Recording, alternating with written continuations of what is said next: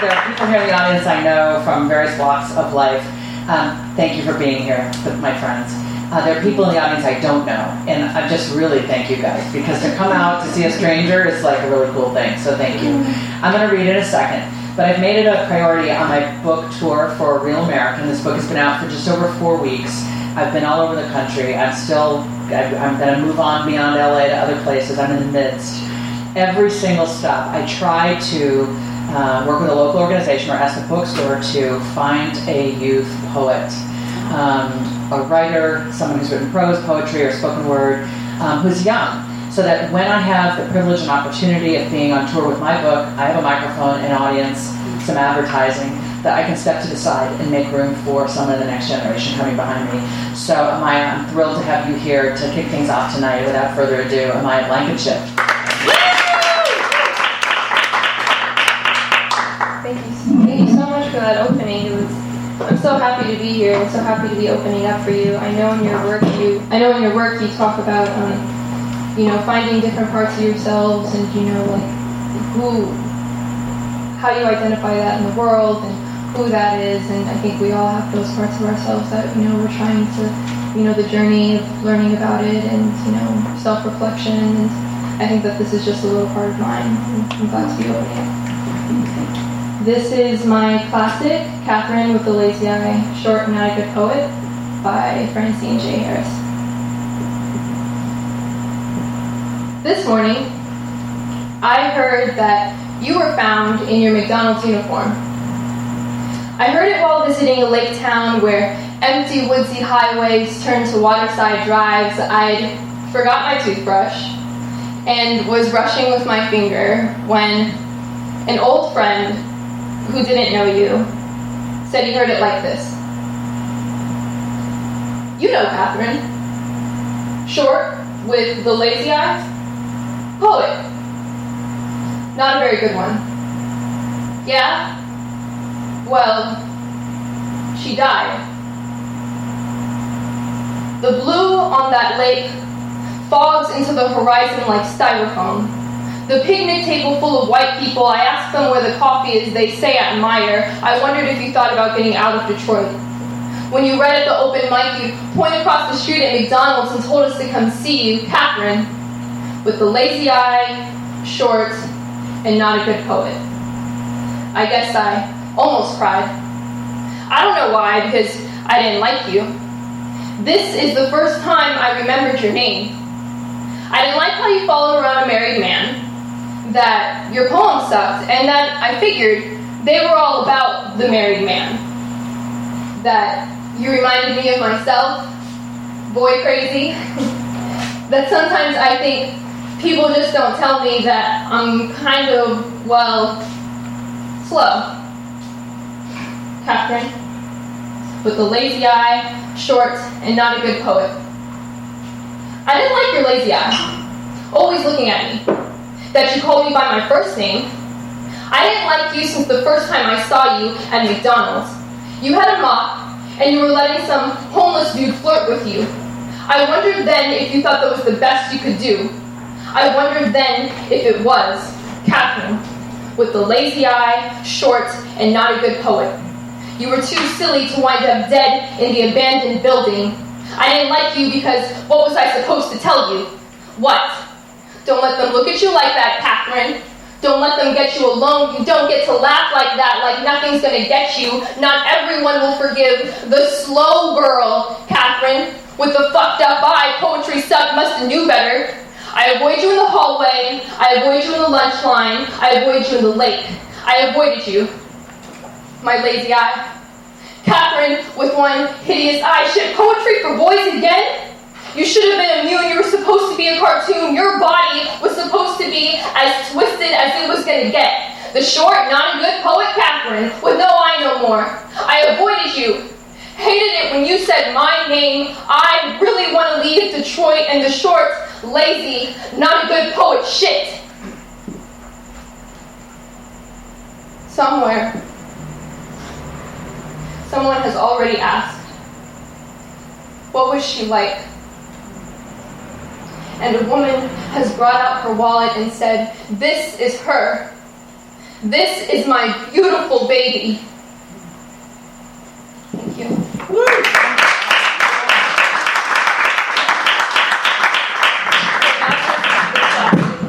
Oh, there's more. No, it's so beautiful. It's so cool. And this is my response to that classic poem, to that poet.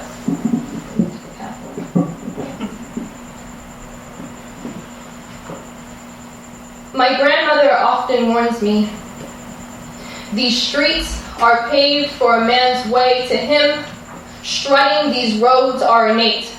Untaught, I am just passing by, and it is not their nature to let me through. I remember the day I was counting my steps because one less step and one step closer home, and my backpack was getting heavy. It looked like rain. One less step home with 2 more blocks to go. It was 3:30 when I locked eyes with you. If I kept going, maybe I would have been fine if I focused on my steps and the blocks and the time, but I felt your eyes watch me cross the street through Venice. It made me fidget. 6 seconds on the pedestrian sign telling me to keep walking, walk home. I tried to ignore you, but I saw you again when we reached Genesee Avenue. I wondered how far you'd let me get. Because now I'm 2 steps too slow, 2 blocks away, and all you needed was 6 seconds, and it's going on 4. I gotta be home before the street lamps come on. Posts of illuminating light plotted around this city for my security, but in the dark, light only casts shadows, and it's easy to be a target. When lurking hands can hide, you gave me no privacy. Watched my body and figured you take it, figured she'll be worth the gas money. $2.87 a gallon is steep, but $3 was all you needed to make me feel cheap like Catherine. Dead in the abandoned building, she was too silly, they warned her. Don't let them look at you like that, don't let them get you alone. But no one warned me about the man that followed me home. They'll say I'm boy crazy, say you are no victim, and this trespasser shall not be fined for these physical violations. So my grandmother warns me, baby, bundle up. These boys are out for blood, and bruises is what they will give you. Street gutters muffle our cries. Cement squares painted in graffiti engraved, here lies her purity. My grandmother used to walk home, buy tortilla chips from the local liquor store until the man that looked like her uncle told her she could get a better deal behind the counter. So, if hiked up school skirts is the equivalent to corn chips and Chevron receipts, let my grandmother know that I will be brave. Drop my gentle ways so the boys know I've been raised by men too.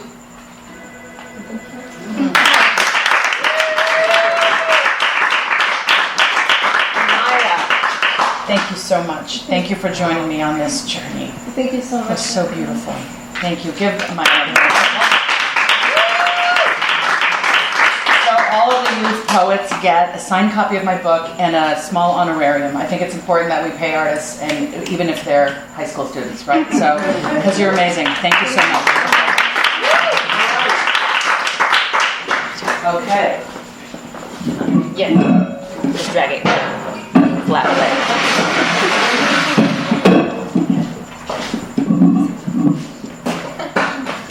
For those of you watching the game, it's halftime. Stanford, we have a lot of Stanford people in the audience. We're playing a football game, we keep getting alerts. I think we're behind 6-7 at the half. All right. So I'm going to be reading, I'm Julie Lythcott-Haims, I'm the author of Real American.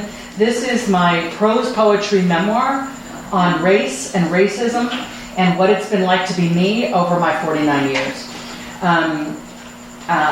I call it a prose poetry memoir because there are places across these 280 pages where I try to let the prose breathe or contract in response to the point I'm trying to make. So I sometimes violate the rules of syntax. I sometimes let the words do what they seem to want to do. So if you get this book and you read it and you wonder, was this a mistake? Was this intended? How come there's only one sentence on this page? Or why is it like this? Did she mean this? Yes, she meant it. I meant it. It's all, every bit of it, intentional.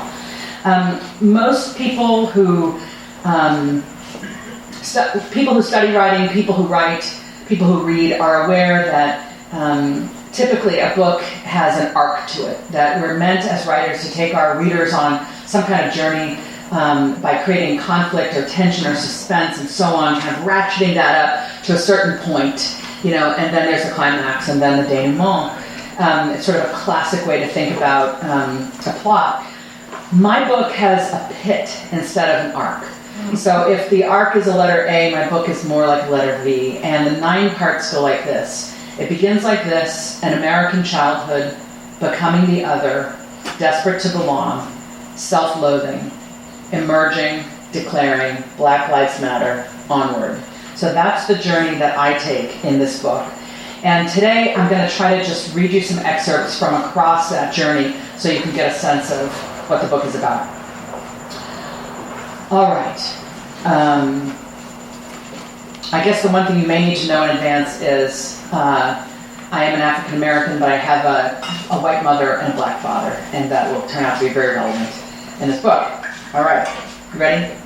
Mm-hmm. In the lead up to the 2008 presidential election, a persona stepped to the forefront of public consciousness, that of the real American. The real Americans found a voice in their candidates, grew in number, became a mob who raised slogans, signs, fists, and arms, who longed to make America great, normal, regular, white, again.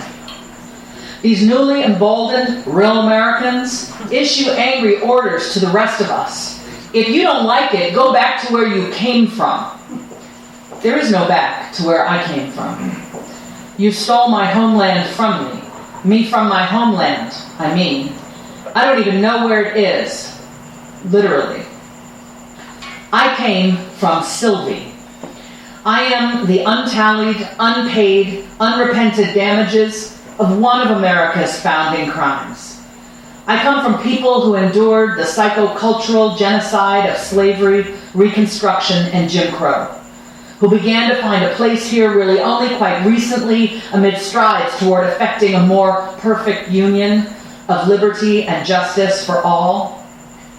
I am Sylvie's great-great-great-great-granddaughter. She was a slave on a plantation in the late 1700s in Charleston, South Carolina, the harbor town through which close to 1 in 2 African slaves entered America over the centuries. Sylvie bore 3 children by her master, Joshua Eden, by which I mean he raped her. There is no consent in slavery. I come from people who survived what America did to them. Ain't I a real American? When the amorphous mob harumphs about the needs and rights of real Americans, they don't picture me, people like me. But is anyone more a product of America than those of us formed by America in an angry war with herself? The contradiction of being less than in a nation whose forming documents speak of liberty and justice for all plagued me for much of my young adult life. I'm so American, it hurts. That was from It Begins Like This. Now we're in An American Childhood. I'm just going to read a brief bit here to give you some sense of me as a little girl. A year later, I'm in 5th grade. A year later, we moved to Reston, Virginia, a planned community located just outside of Washington, D.C., boasting a sort of utopian commitment to racial and socioeconomic diversity. President Jimmy Carter had appointed Daddy to be his Assistant Surgeon General, with responsibility for running the Health Services Administration in the Department of Health, Education, and Welfare. It was 1977. On a school field trip to our nation's capital with my 5th grade classmates, I felt a swell of admiration for America and a surge of pride to be American as I stared up at the gleaming white Washington Monument, heard my voice echo as I walked around Lincoln in his chair, traced my fingers over the bronze plaques. We walked back to our bus in a gaggle, and for a few moments were caught in the jumble of people in their gray trench coats trying to hurry down sidewalks to and from their jobs. I stepped to the side so they could pass. Important people worked in this city. I knew my daddy was one of them. Back at home in Reston, I had black friends, Indian friends, and Jewish friends, as well as white friends. There was even another black family on my street for the very first time in my life, with a daughter named Amanda. Amanda was a few years younger than me, but we could both sense that it was very important to our parents that we become friends.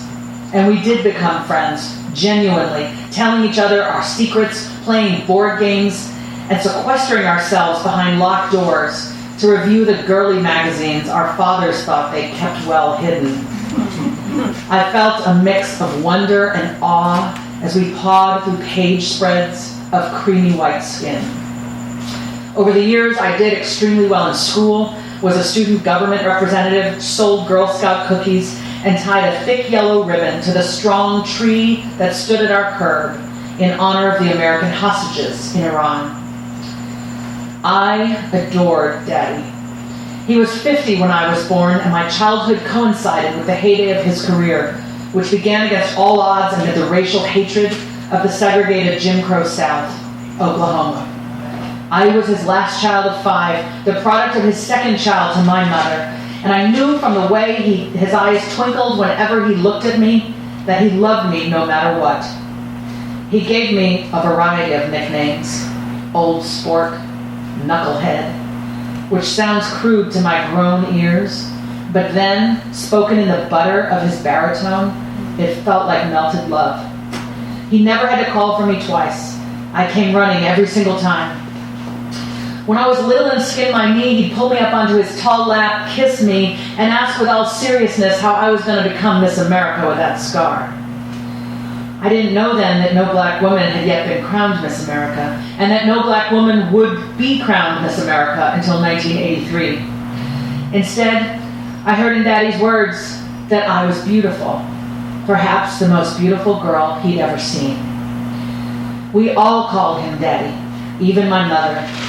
He was formidable, commanding, gruff, loving, and funny. I hung on to his every word, whether it was "baby, bring me my cigarettes," or a well-placed retort to the news recited by the anchorman on TV. Daddy was the protagonist, the lead. Daddy was the sun.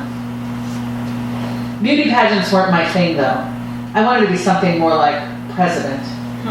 By the end of my junior year in high school, by which time we were back in Wisconsin, I'd been elected vice president of my class for the 3rd year in a row, and in the fall of my senior year, the student council elected me president of that governing body.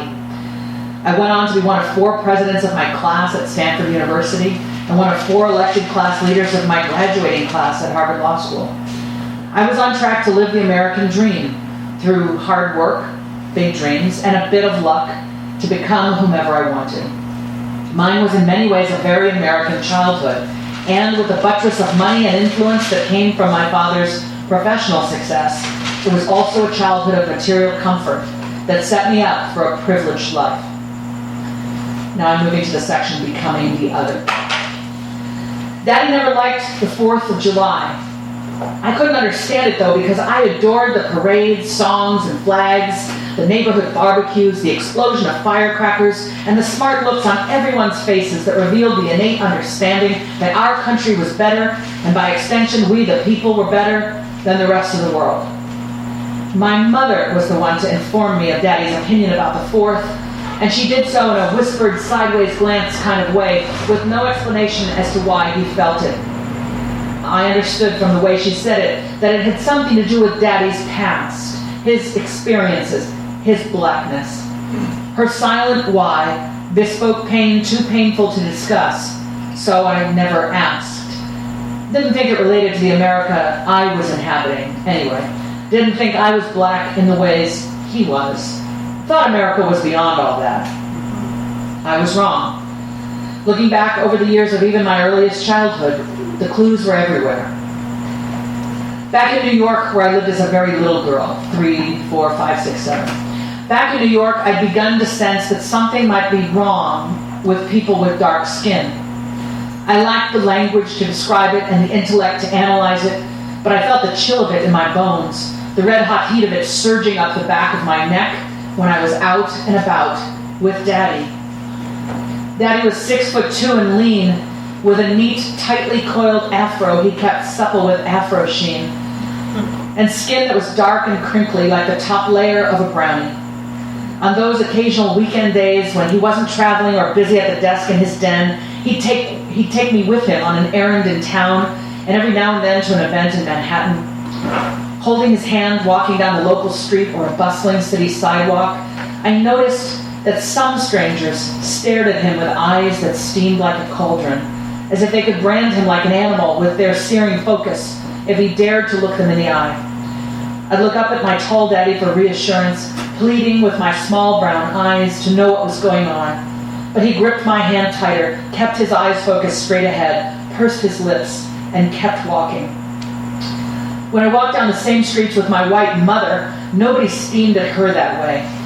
The glances she got as a white woman holding the tiny hand of a small brown child were far more subtle.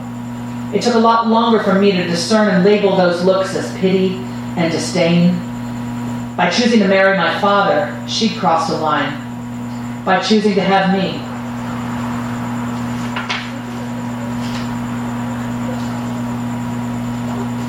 I'm now back in 5th grade in Reston, Virginia. In 5th grade at Lake Ann Elementary School in Reston, Virginia, one of my white friends got pulled into the gifted and talented group.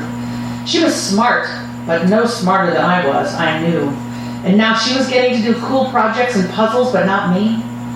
I went home and mentioned it to my mom, who came to meet with my teacher, Mr. Polanski, a few days later. Polanski was not persuaded.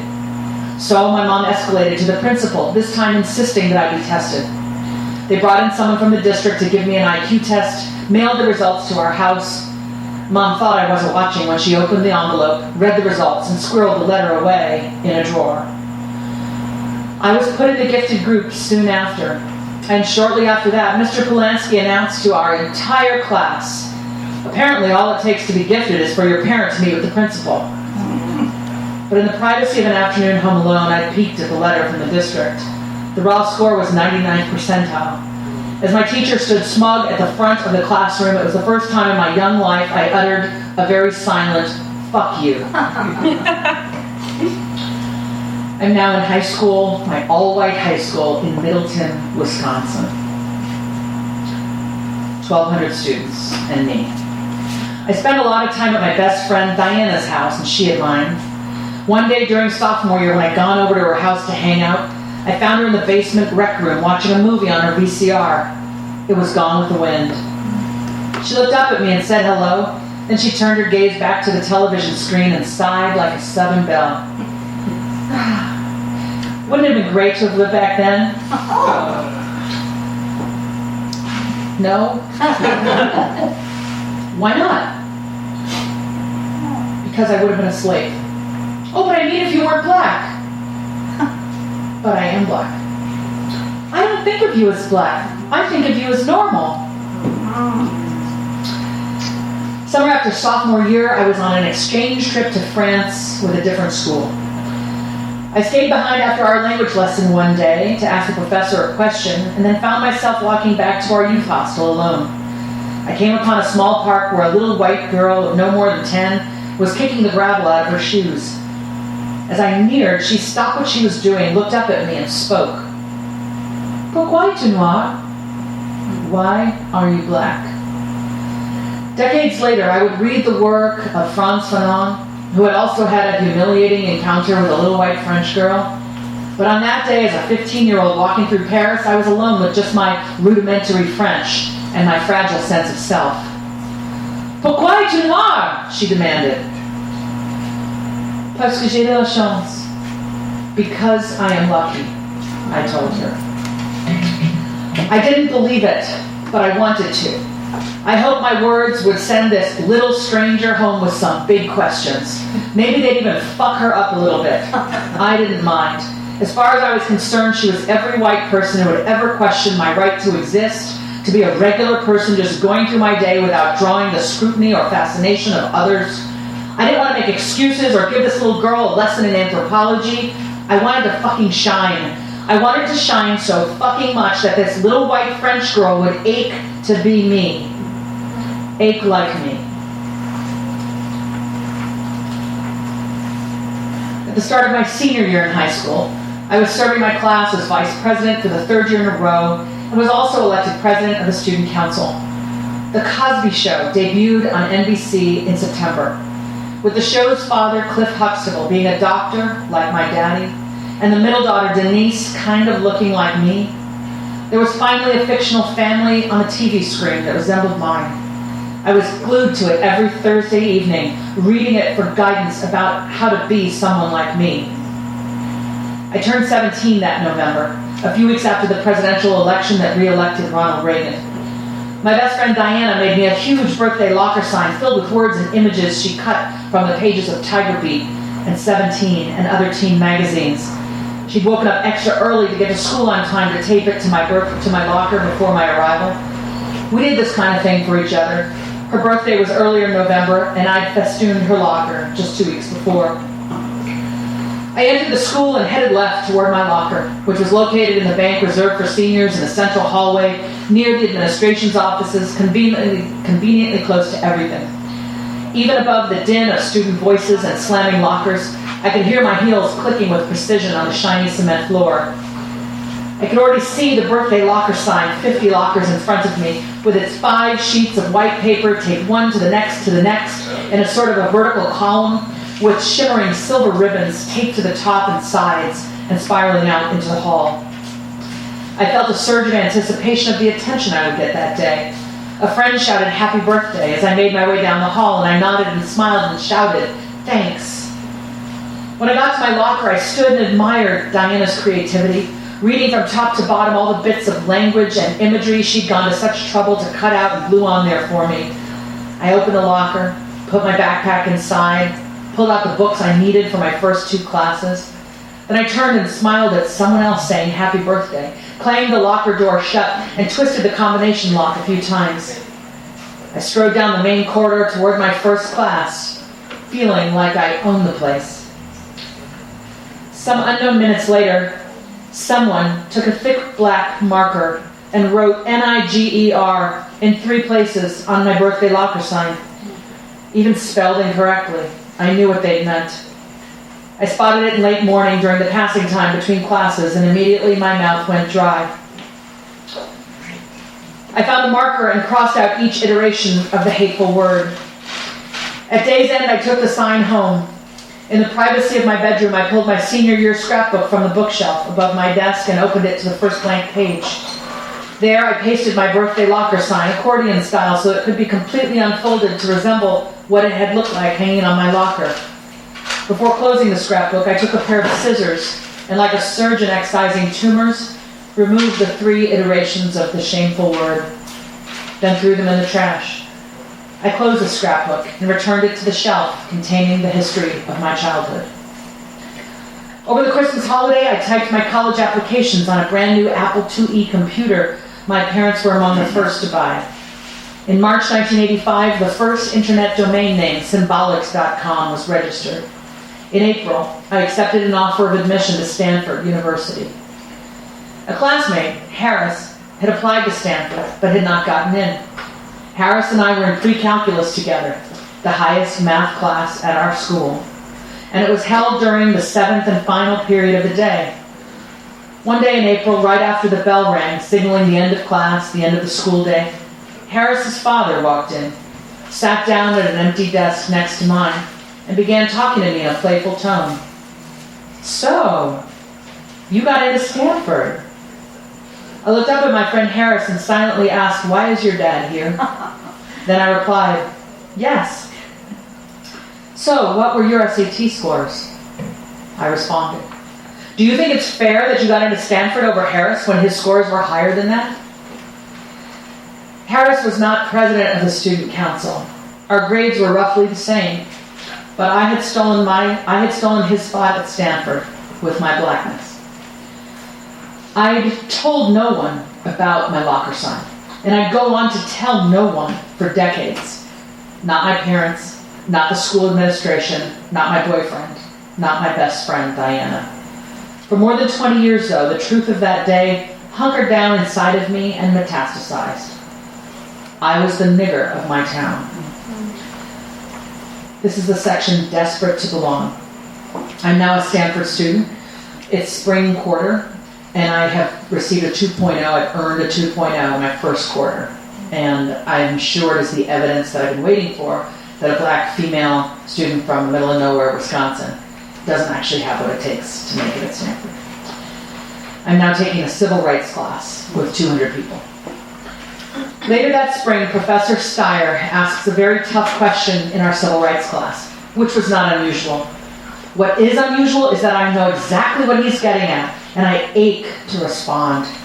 But to date, I never raised my hand in a class at Stanford, and still don't dare to do so. Besides, this is obviously a really complicated question. No one else is raising their hand. My fear of being wrong, of being black and wrong, silences me, even though I know I have a good idea here. Scanning the room for potential volunteers, Professor Steyer glances at me. Something in my face must be showing him my brain is working overtime. He nods once at me and raises his eyebrows, signaling that I should speak up. Well, I begin, clearing my throat and playing with my hair. And then I keep on talking. Steyer, never one to downplay a dramatic moment, folds his arms across his chest, leans back on one heel, and starts nodding his head vigorously as I talk. So I keep going. My classmates, watching the clear evidence in Steyer's behavior that I'm saying good stuff, begin scribbling down what I am saying. I am teaching my classmates. I am speaking from a place grounded in knowledge and bolstered by a bit of confidence, with a voice pushing through the brambles out into the clearing. This is the starting line of my efforts to be better than whites expect a black person can be. A race I'll run and try to win for the next 20 years. Now I'm going to do a big fast forward. That was desperate to belong, and then we have self-loathing is the next section, and now I am in the section called emerging. I am now a dean at Stanford. I have been a lawyer, and now I'm associate vice provost for undergraduate education and dean of freshmen. A consultant has been brought in, a coach has been brought in to help us work better with one another, the senior staff reporting to a particular vice provost. When she was first brought in, I thought it was my job to tell her what was wrong with everybody else. After about 9 months of working with the vice provost and his direct reports, Mary Ellen, the coach, has conducted a 360-degree review on each of us, and she is ready to tell me how I'm regarded by my colleagues. By now, I trust her enough to be able to listen to the feedback. Too emotional. Too aggressive. Might as well give me a list of stereotypes of women and black people and black women and tell me not to do any of those things. I tell her. She lets me continue. Yes, I have a tendency to blurt things out when I get really moved by something or frustrated, but my emotion is warranted. Is it getting you what you want? She asks. When I practiced law, my passion and anger could be channeled into useful argument. But in academia, it seemed to just push people away, and then I'm the one who has to apologize. I want to know why I'm this way, I plead. That could take 20 years of therapy, Mary Ellen says, chuckling. How about we focus on when you're this way, so you can start to notice the emotion coming and then decide what, if anything, you want to do about it. What, if anything, I want to do about it? Mary Ellen isn't siding with stereotype, I realize. She's telling me that my power lies in being in charge of my voice. With Mary Ellen's help, I begin taking notice of my behavior. When I feel a strong emotion coming, instead of acting on it, I try to pay attention to what I am feeling and where I feel it in my body and what triggered the feeling, and I write it all down. Over a few months of this close attention to myself, of mindfulness, I begin to be able to sense emotion coming. I can then pause, ask myself what is going on, and tell myself I am okay, while the conversation around me keeps going. I begin to see that the trigger is a feeling of being overlooked, doubted, or dismissed. I begin to see that my fear that I will be judged as not good enough makes me desperate to prove constantly that they are wrong. I begin to see that I can't control anyone else's opinion or behavior. I see that the only thing I can be in control of if I work hard at it is myself. With Mary Ellen's guidance, I begin to see that I can love and accept myself regardless of what others may or may not be thinking of me. I can choose whether to speak or not, to be silent or not, to go off on someone or not, rather than let those impulses simply happen to me. As her coaching begins to impact me, I feel renewed. With the help of Mary Ellen, a white Buddhist Aikido master, I begin to emerge into a healthy black self. The day comes when I summon the guts to tell Mary Ellen one of my most painful secrets. That as a child, I hated being black and was afraid of black people. This gut-spilling, fear-sharing loosens up knots of shame in my psyche, loosens the muscles not just in my mind but in my soul. Speaking this awful truth out loud through tears kneads the pain out of me. The relief feels astonishingly good. I wake up the next day no longer feeling the vice grip of racism that I had embodied, that asked me to prove I was good enough despite being black. I look in the mirror and allow myself to see not what whites might see or what they might want to see or what they might want not to see, not conforming to what they admire, to see my actual self, to see the color of my face and body, paper bag brown in fall and spring, high yellow in winter, milk chocolate in summer, and accept that some in America see me as the other and being fine with that. To see my skin and hair and hear my, quote, white speech and decide that it is not up to some committee on blackness to anoint me as black. It took me 40 years to stop twisting and turning this way and that in response to how I feared and hoped people of both races would see me. I drive to work that day having shed the loathing of my black self and by extension of all black people from my eyes, which had prevented me from really seeing other black people. I look into the eyes of one, then another black person, and I feel my heart swell with feelings like compassion, admiration, love, even desire, as if discovering their existence, their magnificence for the first time. It might as well have been the first time. Like climbing out of a deep depression, I hadn't known I was this afflicted until I wasn't. White Americans, you are infatuated with the Statue of Liberty whose tablet contains words of welcome for all, who did in fact welcome you and your ancestors. And you are simultaneously infatuated with carving lines and borders between who does and does not belong here, with yourselves on one side of the line and the other half of America on the other. You think your whiteness makes you better than the rest of us. You make us your scapegoat, your excuse for your violent rage. It's not all of us. Stop saying it's all of us, you say, my white brethren. You want to be treated as an individual instead of a stereotype. And I will get out of bed anyway and go out into the streets of America to do my work, to find true love, to raise children who know how to work hard and be kind to others, to speak. This is in the section declaring. We, the people, cannot continue to abide the stories of police and civilians on witness stands telling us that in just seeing our black bodies, they were terrified. You have to be terrified for a justifiable reason. God gave us this black and brown skin. The skin God gave us is not a reason for you to be justifiably terrified. We are terrified of you. We continue to try to forgive, to live.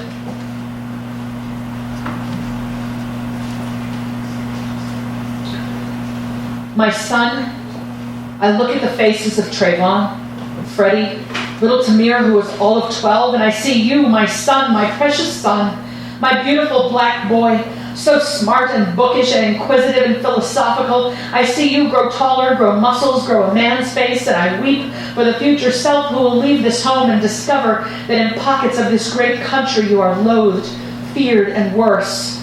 My son, you did not ask to be born. I chose you. I asked you to be mine. I gave you a skin of brown, and you are exquisite beyond measure. This is the section Black Lives Matter.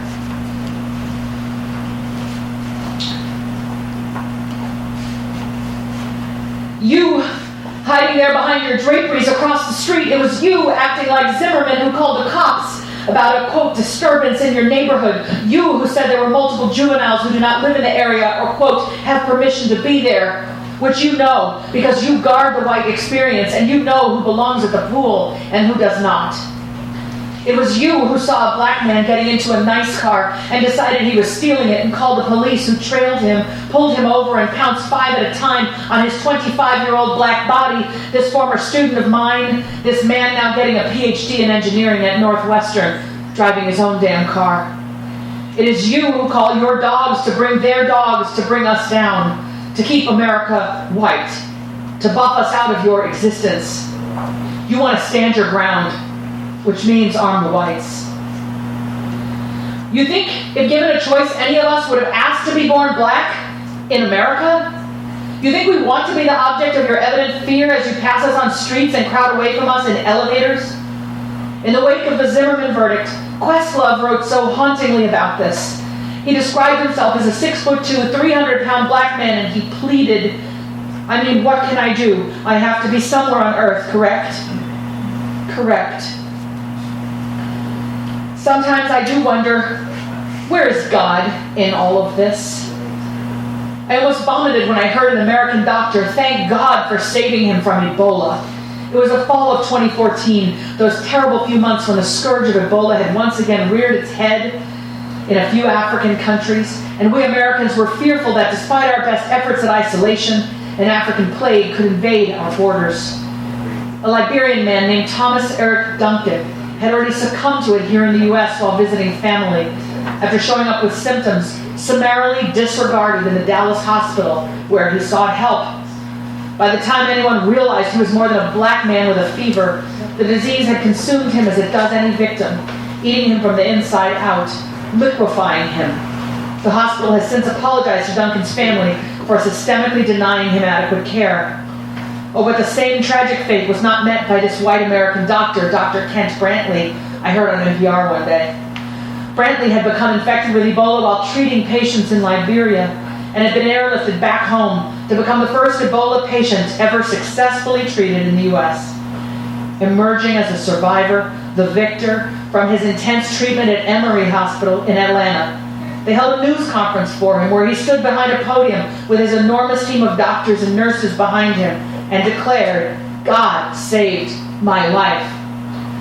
And what went unstated but implied was that God didn't give a shit about the 1,350 Africans who had already died of the disease in its recent epidemic to date.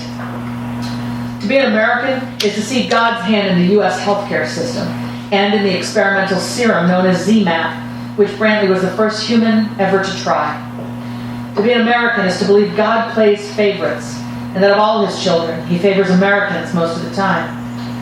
To be truly devout, though, is to be a family member of one of the 9 blacks murdered during Bible study at Mother Emanuel AME Church in Charleston, South Carolina, by self-professed white supremacist Dylan Roof, and to forgive Mr. Roof for killing their loved ones in a house of God, where presumably God was watching. But then I think maybe God did give us a choice. Maybe he gathered a group of souls and asked for volunteers. Maybe he said, now, who wants to go down there and inhabit a black or brown body? Who wants to take that on? Who wants to live a life in America where you may be treated as the scum of the earth? Who will walk among white people and be their opportunity to learn compassion? And the bravest souls looked around at each other and raised their hands. Thank you.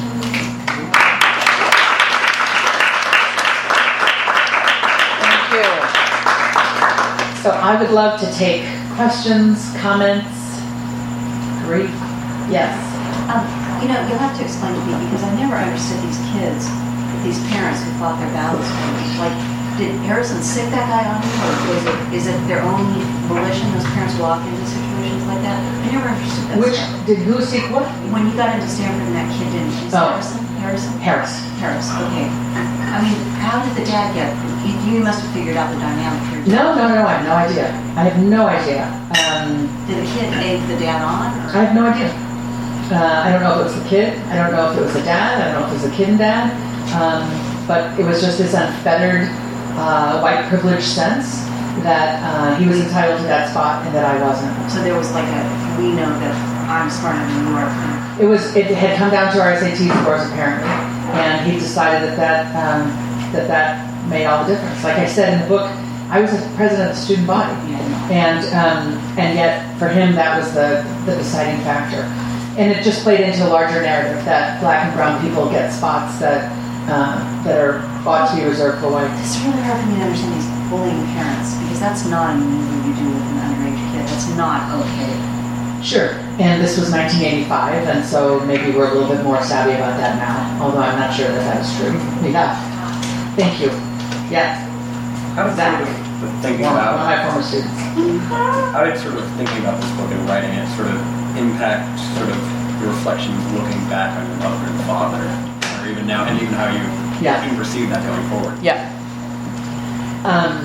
My father's been gone for 22 years, and so toward the end of the book, when I'm really kind of reckoning with everything and tying it all together so that it comes out neatly, I say it came time to discuss things with my mother, and I end up doing a tremendous amount of venting at my mother over my father and mother's choices to raise me in an all-white town for high school. The person I'm really wanting to yell at is my father, the black parent, the parent who knew better. My mother, my mother wasn't able to fight that battle. It was my father's decision about where we would live. And my father said to me in high school, when he saw a photograph of me with a boy that I had a crush on, again, all-white high school, so this was a white boy, he looked at the photo and he said, "Baby, white boys will be your friend, but they'll never date you." And I was 14. I couldn't figure out how to say to this man, my daddy, who I adored, who was so important in our family and in his profession, I didn't know how to say, "Then why did you move me to an all-white town? Don't I deserve to be loved? I'm a teenager. Why are you saying that that's not important? Are you saying I don't deserve to be loved?" I couldn't say that to him then. I said it in my head a lot. So I began to take all of this out on my mom when I came to terms finally with who I am and was able to love myself as a black woman, which happened for me in my late 30s and early 40s. I'm 49 now.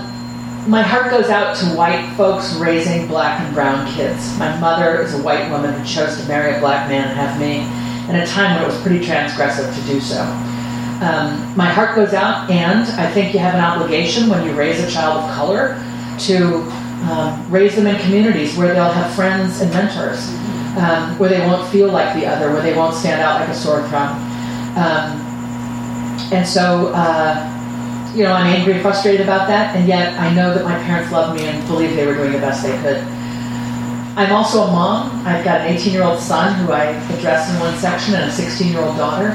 And I've tried not to repeat my parents' mistakes, but I came to this consciousness, this black-loving self, late in my own life when I'd already plunked my kids down in Palo Alto, California, which is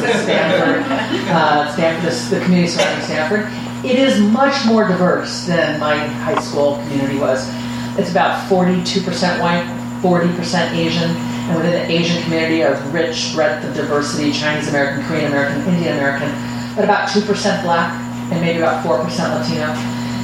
So I often gaze across the San Francisco Bay at Oakland and Berkeley, which are communities that boast a large population, both of them of African Americans, middle class, upper middle class. I often gaze across the Bay and think if I had to do it all over again, I wish I had raised my own family over there. So in that sense, I ended up repeating some of the mistakes my own parents made. Yes, Kelly. I forgot to acknowledge Kelly. Kelly is the manager of education at Get Lit, which is a youth poet organization that Amaya is part of. And so thank you for being here to support Amaya, and thank you for all that you do in the community to support kids in their writing. And thank you for you bringing youth speakers and poets and authors. It's so great. Thank you. Question about you describe your memoir as prose and poetry. I'm wondering if how you made the distinction, or if it was an organic process, and if you saw more poetry arising in certain sections of the book, and more prose. Maybe you could speak a little bit to the craft. Thank you. Yeah. Love craft questions. I left Stanford in 2012 and went back to school to get an MFA in writing to try to write a book. I had a book inside me, in my head, about the harm of helicopter parenting, which I'd done some writing around. I'd written an op-ed, given speeches, but I wasn't confident I could write a book worth reading, over 300 pages. So I went back to school to become a better writer. I did write that book. It's called How to Raise an Adult. It came out 2.5 years ago. When I wasn't writing about parenting in school, about that, when I was working on that book, I was taking poetry classes and playwriting classes and creative nonfiction classes, and really enjoying reading and writing poetry. Not because I thought I had much talent as a poet. I know you're a poet. I have tremendous respect for poets. But because, to me, the discipline demanded by poetry offers us tremendous freedom, and discipline is required as well. So it's this lovely paradox. And I felt that reading and writing poetry strengthened my prose. That poetry for me is almost like lifting weights or protein powder. It's like the stuff we do that strengthens the larger body, So I think I'm a better prose writer because I also dabble in poetry, both writing and reading poetry.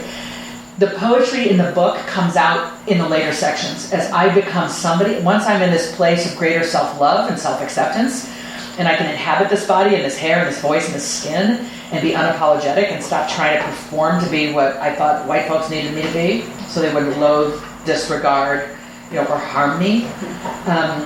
My language in the book reflects that more self-loving self, and that's where I get a little bit more poetic on the page. So it's funny because I called it a prose poetry memoir, and then, I discovered that it was. You asked, was it intentional or organic? It was more organic. But I discovered over time that it was, and I had given myself a large right margin on every page. I drafted it as a Word document, of course, but from the beginning, I just took that, from your perspective, I took that margin, I moved it over, and said, I have access to this much of the page, not the entire page. As a woman of color, this is sort of the omnipresence of whiteness in my life, the dominant narrative, the dominant voice and perspective, and here I am, trying to articulate, what my reality has been. I couldn't have said to you at the outset, I'm putting the omnipresence of whiteness on every page. But in reflecting on the choices, I could see, that choice was actually a beautiful one, and it allows the page to convey what it is I'm also trying to get the words to convey. So I guess I discovered along the way that it was prose poetry. And then I had labeled it that, and was reviewing an early draft, and I was on page 10 and 12 and 50, and I'm like, where's the poetry? What the hell? You can't call it that. And then I realized, no, I wasn't the person who could speak or think that way in the early years. Mm-hmm. So, the language loosens up and becomes both more precise and more fluid as I emerge into my older self. Yes? It's very interesting times where a set of children were sent into schools and told to solve their parents' problems. And then, I witnessed this kind of wonderful multicultural blending of families. And I've seen the first in a lot of instances because of the generation I belong to. And there's so much of this literature emerging now of the children of these marriages. So Danzy, Senna, and some of these folks, I'm just wondering how you feel about a body of literature that's expressing new ideas in America. Yeah, so Danzy's on the back of my book. She's one of the blurb writers on my book. Danzy Senna, a fellow mixed race person who has written some beautiful work, including Caucasia, which is a novel. Told from the perspective of a mixed race child of a black mom and a white dad, 2 daughters. She's the younger daughter. She resembles the white parent, and her older sister resembles the dad. When the parents divorce, each child goes and lives with the parent who more resembles them. So Danzy's book is a narrator basically passing as white in the white world, but knows she is mixed race, knows she is of color. It's the 70s, so the language was different, but she basically, lives in Caucasia and tells us what it's like in a novel form. And so mixed race literature has been certainly exploding in the last few decades as we, the mixed race population, have moved from this sort of anomalous, weird, fascinating, exotic creature status to a more critical mass in a number of communities around America. My own personal identity has shifted from being black, as I was told I was, to being biracial to being black. And I'm going to tell you briefly what I mean by that. I was born in 1967, and parents, Loving versus Virginia was, No, it was 67, and yeah, is that what you said? Yeah. So the Supreme Court case saying my parents' marriage was not illegal was handed down the year I was born. And parents of mixed race kids were told, tell your child that they're black, because America will see them as black. It's sort of irrelevant whether there's any white ancestry. You're seen as black, treated as black, and so this child has to have a healthy black identity. That was the conventional wisdom. There's a lot of, correctness about that, a lot that's right about that. Unfortunately, my parents articulated that, but they didn't raise me in communities where there was any cultural reinforcement or nourishment, sustenance around that identity. So I didn't have black peers, I didn't have black mentors, we didn't have belonging or connections to black institutions. So they said, you are black, but it was sort of on me to figure out, well, what does that mean? Here I am in an all-white town where, my best friend is sort of sighing over Gone with the Wind. It would have been great to have lived back then. Or, in a more benign sense, I'm walking down the street at a pool, actually, in Wisconsin, trying to get a lounge chair, and some lady walks past me and stops and turns around and says, oh my gosh, you're so tan. Tan was the best and I was dark brown because it would have been summer. And, and so, a little darker than this, but there was nothing in her worldview that said I might be of a different race. Just sort of oddity, the sense that I was an oddity. So black, it was my identity in my head, trying to figure out what that meant, watching the Cosby Show for clues.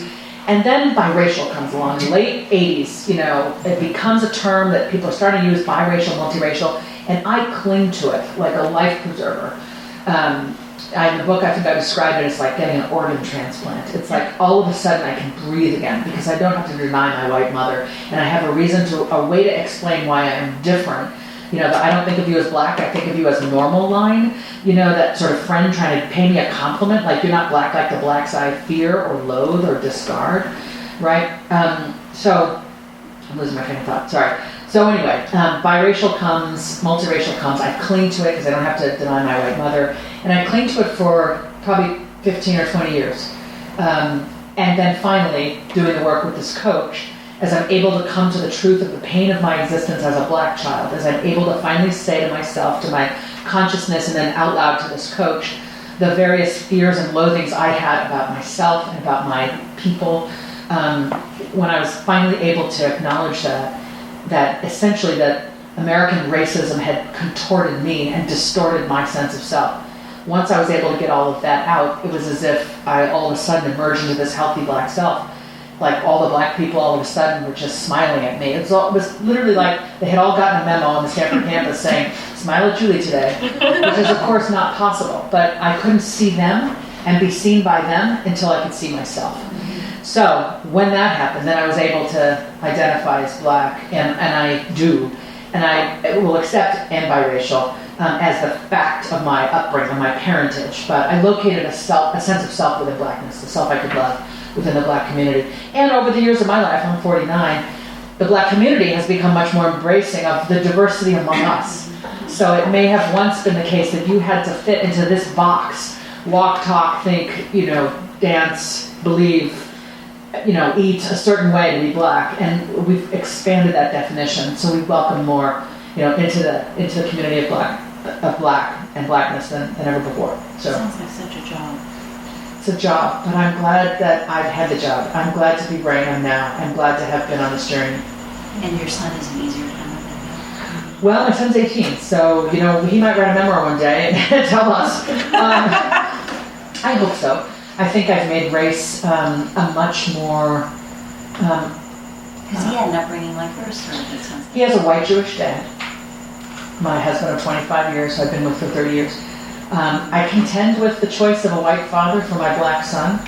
It's sort of a tautology or a reverse tautology in that, I'm not sure, but one will tell me, in that I wouldn't have the son without the white husband, right? He is the product of me and my husband, right? But I have given my black son a white father, and I regret that, because I've given him a father who can't teach him how to be a black man in America.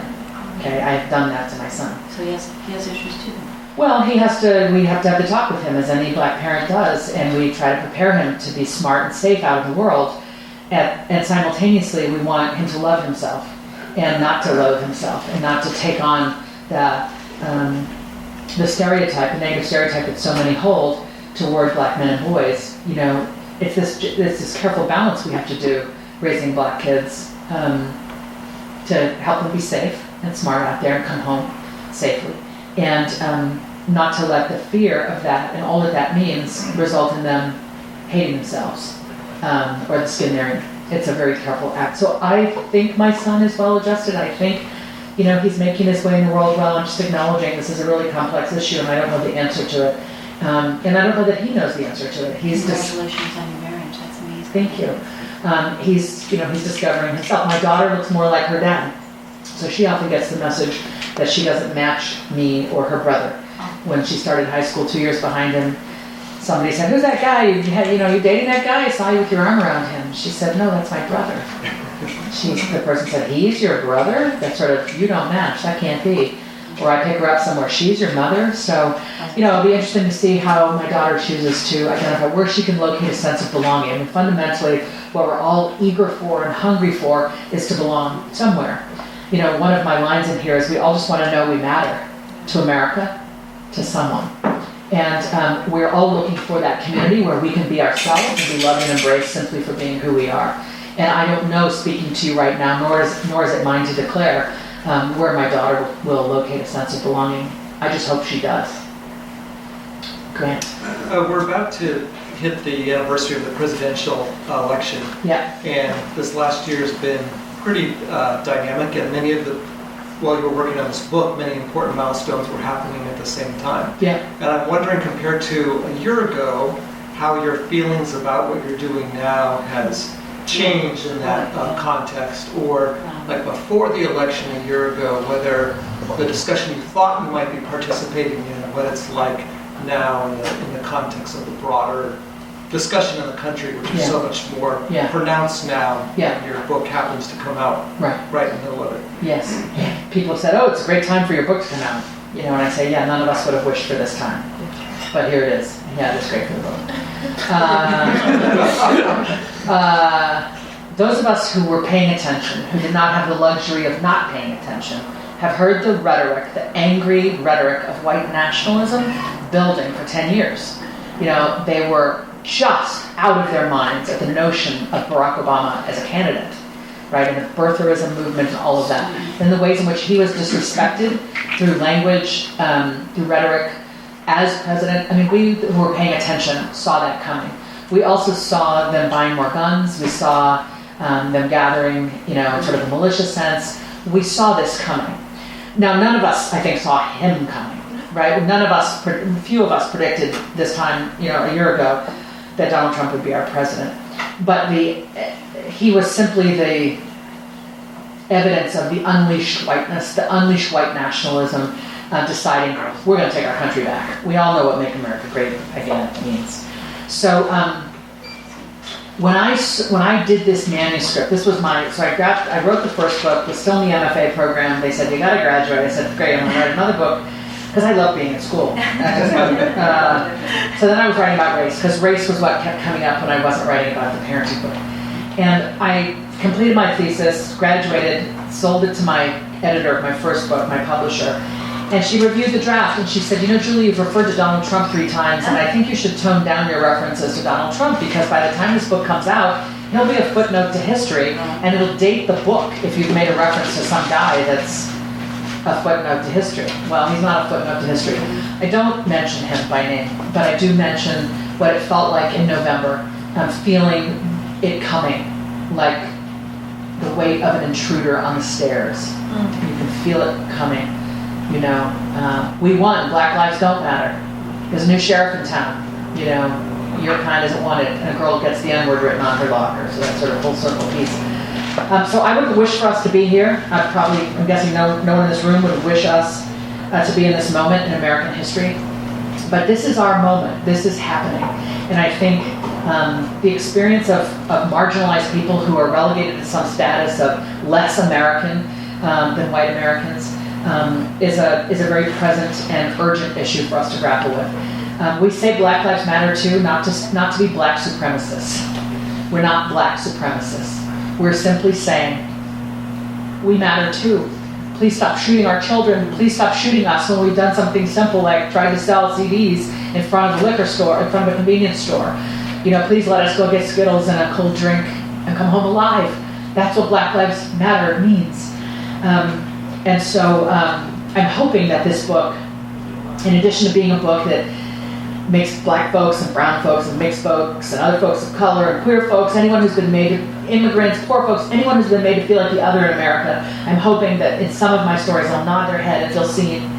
But I'm hoping beyond those populations, that anyone willing to read it might feel an interest in learning the story of the other. We're all the other to somebody, and we're so sorely lacking in compassion and empathy for the other in this country. I'm interested in radical compassion. I'm interested in us listening to people whose voices are historically marginalized in this country. We, those of us who have privilege, and I have privilege. I'm an upper middle class person. I'm black and I'm light skinned, and light skin is privilege, and upper middle class is privilege. We who have privilege of whatever kind must listen to the voices of those who are marginalized. We must believe the marginalized people telling their stories, particularly kids who say, this happened to me in school, I had this experience. But too often we say, are you sure? Do you think it really happened that way? Shouldn't you give them the benefit of the doubt? I'm sure they didn't mean it. I just had a high school friend up in Denver hear me last night, and I recite the thing about the high school friends gone with the wind. I don't think of you as black. I think of you as normal. He said, shouldn't you give her the benefit of the doubt, Julie? I said, you know what? I've been giving her the benefit of the doubt all my life. I am now telling what it is like to experience these things we call microaggressions. And we say microaggressions, and that implies they're tiny and insignificant, but the point of this book is, over time they add up, and they distort and contort us. And we should stop doing that. Is this a victim narrative? If you think it's a victim narrative, then America's the bully. I'm speaking up about what it's been like to be me, knowing that there are a whole lot of folks who've had it far, far worse than me, knowing that with my privilege, maybe someone will listen to me tell my story, and maybe it'll make folks a little bit more empathetic to others. So radical compassion is listen, believe, and then use whatever privilege you have to flank the less powerful person. To say, this happened to this kid, I believe her. He says this happened, I believe him. And using our power, whatever it is, our privilege, to flank that person so that they have a chance to have agency in their lives and ultimately reach a level of self-acceptance that may otherwise elude them. That felt like a wrap. Sorry, it's 8:50, and I know some of you are like, I thought this was going to be over at 8:30, so thank you so much. You've been listening to the Skylight Books author reading series. Don't forget that you can listen to this and all of our other great podcasts at skylightbooks.com. Thanks again for stopping by, and we hope to see you soon.